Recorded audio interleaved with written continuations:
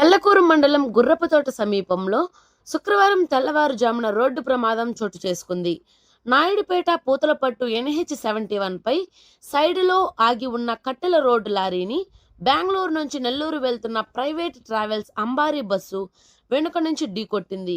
ఈ ప్రమాదంలో సుమారు 15 మంది ప్రయాణికులు గాయపడినట్లు సమాచారం.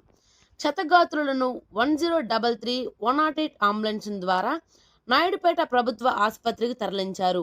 సమాచారం అందుకున్న పెళ్లకూరు ఎస్ఐ ఆదిలక్ష్మి సంఘటన స్థలానికి చేరుకుని పరిస్థితిని పరిశీలించారు. హైవే మొబైల్ పెట్రోల్ సిబ్బంది కోన్స్ ఏర్పాటు చేసి ట్రాఫిక్ ను క్రమబద్ధీకరించారు. బస్సులోని ప్రయాణికులు ఎమర్జెన్సీ డోర్ ద్వారా సురక్షితంగా బయటకు తీసుకువచ్చారు. ఘటనపై పోలీసులు కేసు నమోదు చేసి దర్యాప్తు చేశారు.